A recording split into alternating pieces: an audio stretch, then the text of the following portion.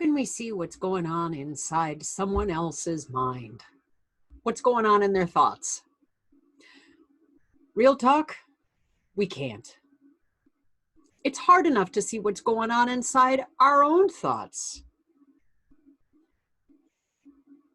Our mind, our thoughts, is all comprised of our experiences, the stories that are told to us, the stories that we tell ourselves, the meaning that we make of our experiences, our sorrows, our joys, our loss, our loves. All of these things swirl around in our, let's call it a thought bubble. It's this way that we are able to hold all of our, the thoughts that make up our day. A lot of times when things are moving along swimmingly, life within our thought bubble is fairly calm. The winds can be mild. All of the various things that are floating around in our mind, either they make sense or we can make sense of them. And even on a good day, it's impossible to see what's going on in another person's thought bubble. We just can't. And that's on a good day. But when the world turns upside down, either with a significant sea change in our own individual lives, or when something happens in our community that shakes everything up, or if there's a global pandemic that brings the globe to a standstill, we still have that thought bubble. Everyone still has those thought bubbles. And our inability to see into another person's thought bubble is not in any way, shape, or form a judgment on us. We're not supposed to see into people's thought bubbles. We're just not.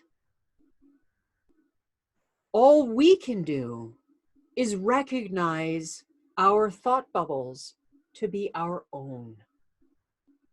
All of the stories, the messages, the judgments, the loves, the interpretations that we have about our lives and the meaning that we've made of it, all of that swirling around in our thought bubble.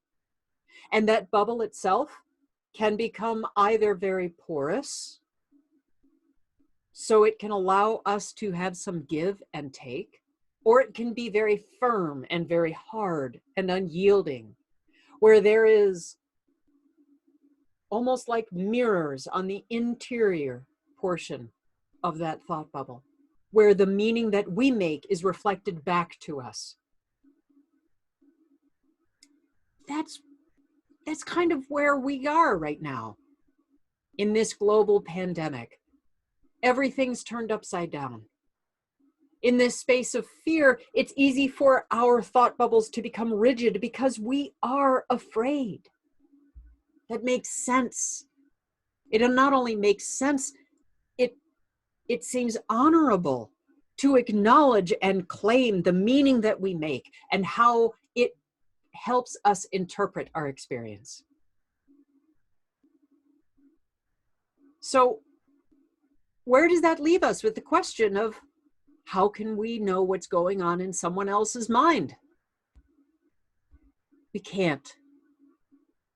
We couldn't before, and we can't now. But we can ask. We can be curious.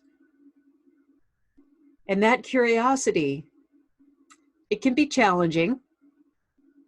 It kind of requires a certain vulnerability, and it also calls for strength. I believe that we can do this. It's going to take some time. We're not going to get it right all the time. Certainly, maybe not on the first time. But we can try. I'm Catherine Gabriel-Jones. I'm an encouragement coach. And I believe in you.